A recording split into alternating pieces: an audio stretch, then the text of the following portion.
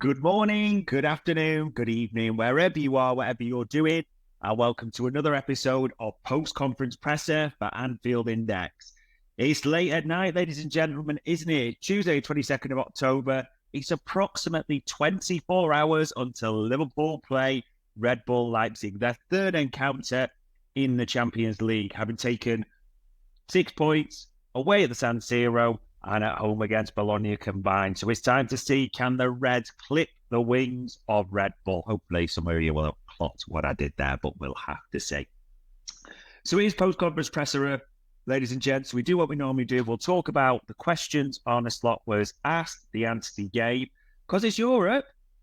Two go up, don't they? It's a player and Arne slot. So Dominik Szoboszlai was the player put forward. You might say, well, I'm saying that with interest because usually the rule is, or the standard's been that when the player goes up or does the press conference, there'll be a starter. So it'll be interesting to see, does that mean Dominik Szoboszlai will start? Because many thought he might be on the bench considering Curtis Jones' form and different bits. But we'll talk through what he was asked, what he said. We'll give the Chelsea lessons. We'll talk about the Red Bull Leipzig threat and then the predicted score and scorers. So almost forgot when he first came up because he played in Leipzig in Germany for 18 months, didn't he? So Szoboszlai was able to answer in 2 languages, an impressive gentleman as well as an impressive presser. So what was he asked about? Well, first of all, he was asked about his own form and whether he was happy with it. And he said, it can always be better, so no. I can play even better. And the gaffers said before, I can score more goals, I can give more assists. I'm doing the dirty job as well for the team. That's the most important thing for me. If we're top of the league and I don't score any goals, I'd take it. I get what he's saying now. It's obviously a guy who doesn't suffer with a lack of self-confidence, Dominik Szoboszlai. There's no doubts about that. Confident guy, clearly wants to score more goals. Clearly the managers, set that out as well. Arne Slot's mentioned it at a press conference publicly. Assists, all those bits, which is great. Also the acknowledgement, because he does seem to be the whipping boy a bit in the line of fire at the moment. There usually is one with certain Liverpool fans, isn't there? You could go through them all over history, right the way back to Ronnie Whelan and even before. But Szoboszlai's the current one in the firing line. Now, that doesn't mean he's perfect. There were times even on Sunday where you thought, delayed the pass, could have played it. There was a chance, wasn't there, late on just to take the shot, and he kind of, didn't do either. But he's so, so important to this system. And he's, as he calls it, I'm doing the dirty job. Now, just to be clear, everyone is expected to do the dirty job. You've even seen Mo Salah doing it all season. It was mentioned, wasn't it? At the weekend, Slot made a joke about his covering at right back. So everyone does the dirty job, as he called it. But he is really important to this system. Those covering runs are superb. So hopefully the sort of run of people getting on Szoboszlai's back won't keep going because he is important. Yes, there could be small improvements, you'd think, in terms of decision-making more than anything. Sometimes you do just think, just hit it when you are in the right position. But let's not pretend he isn't an important player. So that was the first question. Second question was asked about how his role has changed. He said, I've answered that question before. It's almost the same. I do play a little bit higher. I have a little bit more of an offensive role. I'm happy with it. Otherwise, it's the same. And yeah, he has answered that one before. We know where he plays the importance in that 4-2-4 that he goes into the front line. We know the recovery runs. We know he is tasked with, say, getting forward and quite often does find himself in that zone 14, as the All Blacks would call it, an important position. So, yeah, nothing we didn't really know there. He's then asked a question by Lewis Steele of the Daily Mail about how are you going to go about scoring more goals? What's that based on? Things like your training session. We've heard about videos. What goes into that? He said it's not just training sessions and videos. It's the situations in games are totally different. So even if I score in training, I'm still trying to work on getting it in the same position so I can score more goals. Even if it takes time, I'll get there. It's an interesting one, isn't it? Because at the start of the season, he talked about double figures for goals and double figures for assists. he is so important to the team, Dominik Szoboszlai, and the work he does. So, let's not undersell that for 1 second. It would be interesting, though. What would you say is a good goal contribution return from him in terms of goals and assists? Because he's talked about it. It's a difficult one, I would say, because if he gets into double figures combined and you think the others will get goals and assists, you probably think that's a decent return just because of his importance to the system more than anything. You might naturally think higher. I know he said double figures for goals and double figures for assists before. So, yeah, it's an interesting one to consider, isn't it? What do we honestly expect from Szoboszlai this season? Maybe not the easiest to answer. And a journalist followed it up, which I thought was a good idea, sort of pulling that thread. We said, well, when he said dirty job, how are you feeling about doing that dirty job? I said, well, last year I'm doing the same, so it's not new for this season as well. As I said before, I'm going to do it all the time for my team until we succeed. It doesn't matter for me if I don't score, if we're top of the table. That's the most important. And I think we need to keep that in mind. It might be that we did, or some people did have double figures for Szoboszlai in terms of goals and assists, or a set figure 15 goal contribution, say, for instance, overall, whatever it may be. The key thing is, as he mentioned, it's the importance of him doing that dirty job for the team, those covering runs, those pressings from the front. It is so important, especially when, as we've seen repeatedly, you think on Sunday, how many times were Jones and Gravenberg almost 5-on-2 when Gusto came in, and often it was Szoboszlai coming back in and helping. So let's not underestimate how important that role. I know people will judge on goals and assists, but there's a lot more to Dominik Szoboszlai, a lot more importance than that in this system, really importantly. And the final question he was asked for disappeared. What does he feel about winning the lot? Because he mentioned that last season. He said, well, I said before, I won't answer this question anymore. Now we are looking for game by game and seeing what happened also.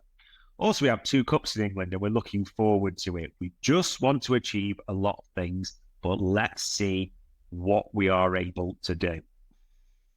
Yeah, I don't really see what much more he could say in that regard. To be fair to Szoboszlai, if you think about it honestly, game by game, and that's how the manager's talking, it's right. And also, you think back to that ultimate season where, we won all the games at the start and the league was almost done pre-COVID, to be honest. The focus was always, as the players talked about, game by game. I think that's the right mindset. Let's not stop talking about anything else, just one game at a time. And we go from there. And obviously, some of those answers are in German. So quite impressive from Dominik Szoboszlai. Then Arne took the stage, didn't he, after a short interlude? And naturally, injuries and other things were the topic. So he was asked about what's the assessment on Diogo Jota, because we know he's not here in Leipzig. And as he answered, well, Conor Bradley's not here. Harvey Elliott didn't make it. Federico Chiesa didn't make it. Alisson didn't make it. Diogo Jota said, got a knock, like we all saw, he was brought down. That was not his biggest problem. But the other player fell onto him, and that hurt him that much that he couldn't come with us for now. Then he was asked, and kind of jumping a bit, but a follow-up question, how long roughly? And this is the phrase that he said 5 times during this. It's hard to judge just how long it will take. He fell somewhere over here, and he pointed to obviously the rib cage, it's bruised, and we have to see how long it's going to take. This might be a new style or a new development that we may have to get a bit used to, because he's being very vague with any timescales or suggestions or anything like that. The only time we've heard Arne Slot give those so far is when he was pressed, like in the embargo around Alisson. But even then, he answered about back before Christmas, and he is very keen not to be tied down to a timescale. Now, previously under Jurgen Klopp, we obviously went through the bits of, you give a timescale, just wasn't always honest, we don't think, or that accurate, let's put it that way. But we're not getting much of Arne Slot. So you wonder, and you should jump the gun to the next game, but you're now thinking like, that doesn't sound too good for Arsenal, does it, for Diogo Jota? Like, is it a few weeks for Chiesa? And I'll come to as a follow-up answer there, but Harvey Elliott. So we might just have to get used to, and we'll see if a few journos press him on this going forward in press conferences, but not too much detail whether we like it or not, and injuries, you might have to get used to it. He was then asked about the importance of us, winning this game, getting it done, i.e. qualification, and maybe resting that way.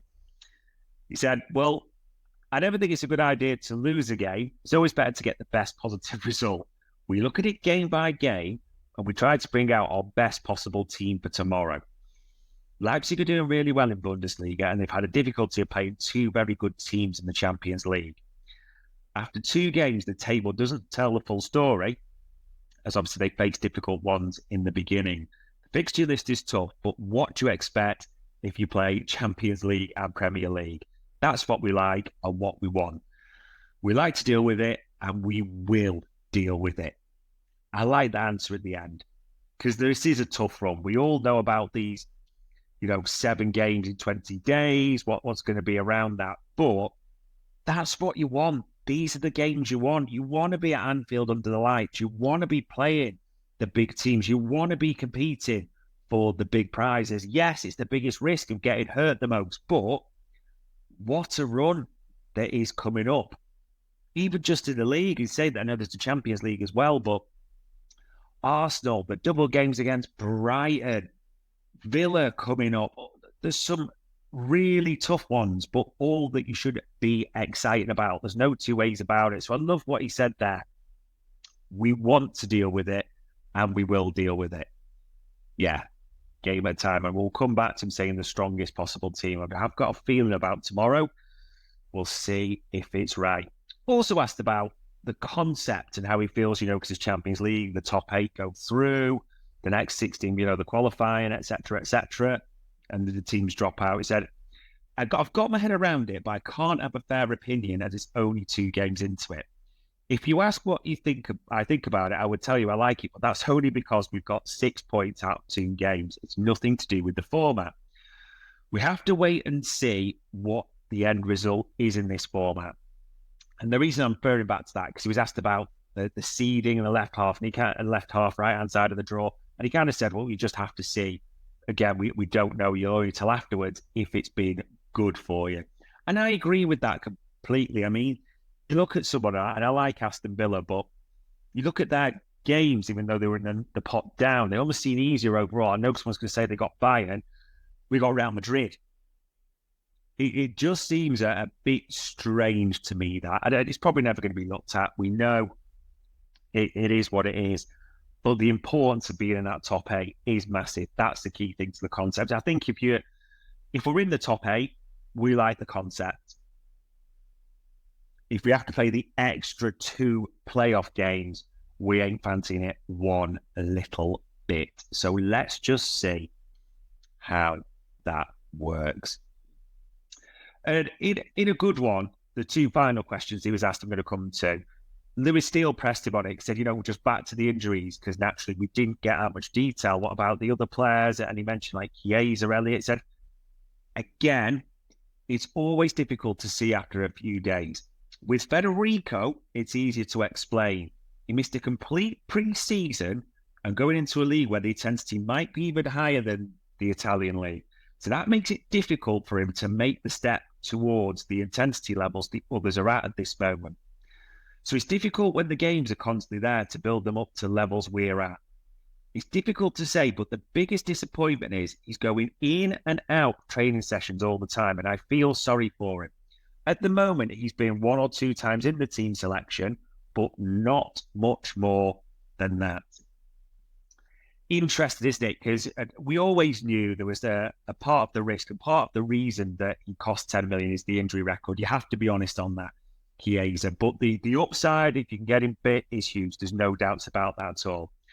Interesting what Arne Slot said, in and out of training sessions. So again, it depends on the English, the interpretation. Does that mean there's been so he's come back and then does something else happen, which, a reoccurrence of injuries? Always common, isn't it, as natural when someone's injured before and injured regularly like Chiesa? Or is it a case that they're building him in, so they give him, like we've heard with Jota, part of a session? We didn't get that full clarification. We probably wouldn't get that clarification, but it's probably easy to say why he is disappointed that way. I suppose the only real thing for Chiesa, it'd be good to know I mean, there's no way he makes Arsenal. There's no doubt about that. But probably if he'd been back, if that makes sense, in a run, he'd have fancied him to start against Brighton in the Carabao. So maybe that is a target there, isn't it? We'll see. But again, we're just speculating. It's that phrase, as he said, repeated 5 times by Arne Slot. It's difficult to say. That is one we might have to get used to. Almost might as well just start saying GDPR soon, might he? But there might be that vagueness on injuries. And the final thing he said about, is there anything more that you're looking for? He said, despite how everything's gone, so you can't ask for much more results, but there's always room for improvement. I don't think we outplayed Chelsea. They were the more dominant team with the ball than us. In an ideal world, I would have seen us dominating the complete game.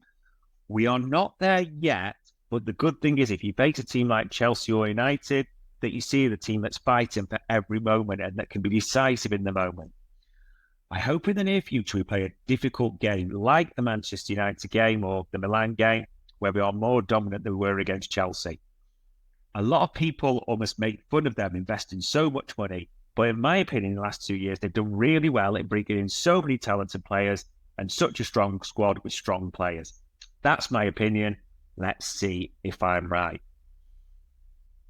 Wise man when he speaks, isn't he? And so much to unpack from this one as well. I think, Chelsea did have more of the ball. You could argue more dominant team.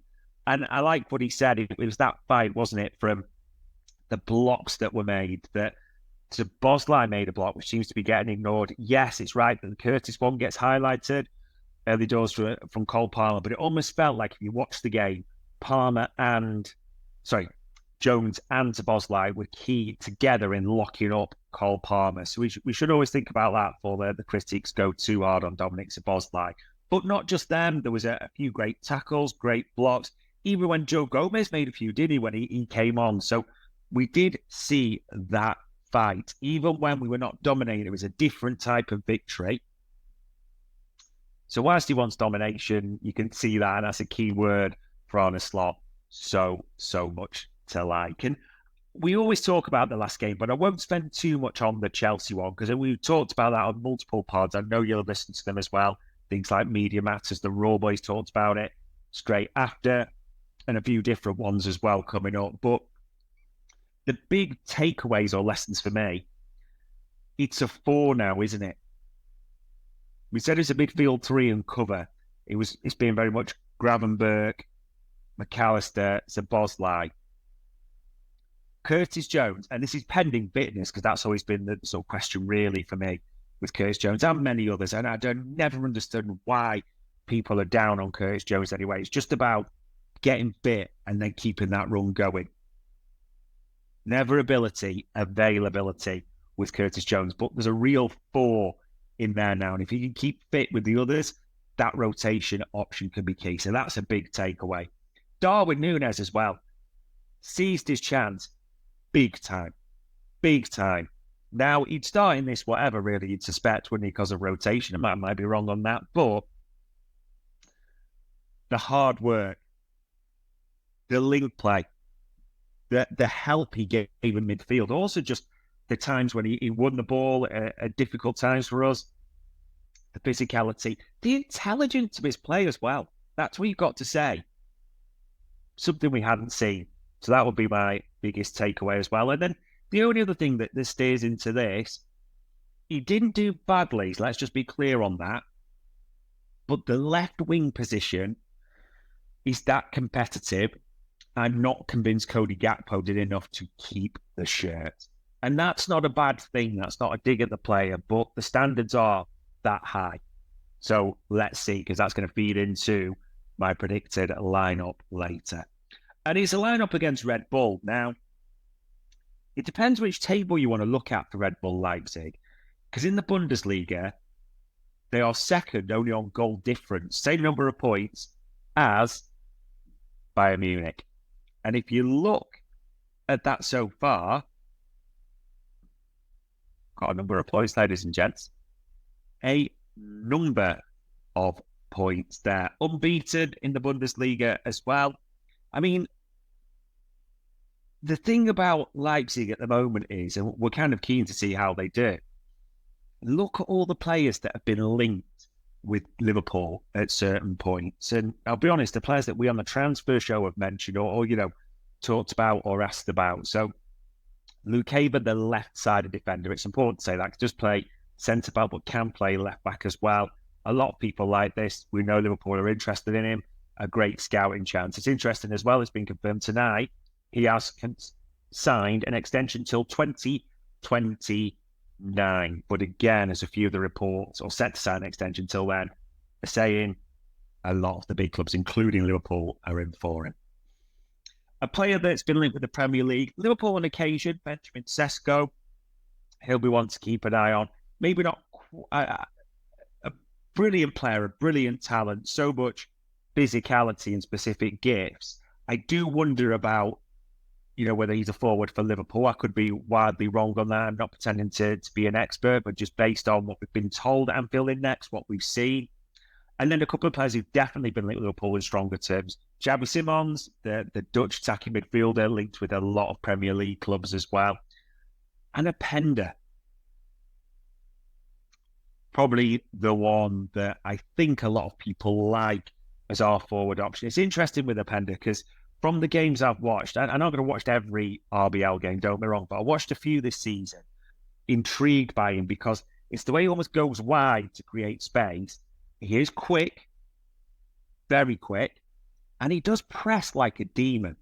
So there are talents you do wonder, especially the way Slot has deployed Núñez and deployed Jota this season. They're not always involved in the build-up, it's fair to say, to any great length, but they're not kind of the tapping merchant, shall we say, that he employed like Jimenez at Feyenoord. I know someone's going to say, Eredivisie, a different league, or Eredivisie tax, etc., etc. But I would be surprised if Openda's not on the shortlist if there is an attacking reinforcement, and I do expect there to be one.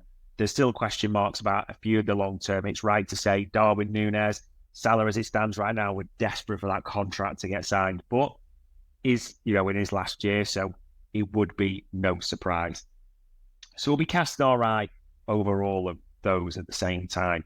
In the Champions League, though, they've not got a single point to their name. I mean, they lost away at Atletico 2-1. Anyone can do that. Juventus, though, at home, that was a big disappointing defeat for them, 3-2.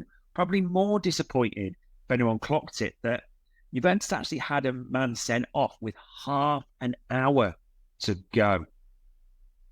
And they actually only got a penalty really late on with Sesko dispatched as well. So it's not really, despite how good it's been in the Bundesliga, not really the same, to be honest, in the Champions League. And in fact, if they don't win tomorrow, it kind of it probably does an outside chance of a playoff spot at best. Forget automatic qualification. But they are a threat. Make no bones about it. I mean, you look at Sesko, 6 goals, 3 assists. You look at Openda, 5 goals, 2 assists. Openda's not scored in the Champions League yet. I'm probably saying that as famous last words. But there is real talent in their ranks. Let's not mince our words whatsoever. And a few players that our scouts will be in attendance, at the same time. Which brings us then to lineup, doesn't it? Now, I'm intrigued by this because there is a few injury concerns there's been recently. It's been mentioned, but here is what I am going to go. I think it will be largely strong. I could be wrong, and maybe this is a little bit hopeful. A few changes for me. Kelleher, Trent at right back, Tsimikas at left back, Quansah and BBD. So I think 2 changes in the back line for Liverpool. Robbo, you have to manage those legs. He's been keen to do that. Konate, and I know he's doing so amazingly this season. It's maybe we have to get rid of this premeditated fear that we have as well. But it's a tough one. That's how I see it. The midfield. Now, I'm going to be honest. Szoboszlai doing the press conference makes me think this one. So I've gone Gravenberch, Szoboszlai, Jones. Probably Gravenberch and Jones with Szoboszlai a bit higher, I would suspect, in that regard. But I think McAllister will come on at some point, but obviously with his injuries recently, his illness that Slot mentioned last one, that's how I think it goes. And then the forward line, Diaz, Nunes, Salah. That is how I see it, Spor and I. You never know, and you shouldn't jump the gun, and Slot will know not to, but some subs I think will be premeditated because there is the Emirates at the weekend, and that's a big pitch at the same time as well. So in a perfect scenario, I think Gakpo's going to come on for Diaz, McAllister probably for Szoboszlai, probably even Endo for Gravenberch in a perfect scenario. I think he'd love that, Arne Slot, to be honest.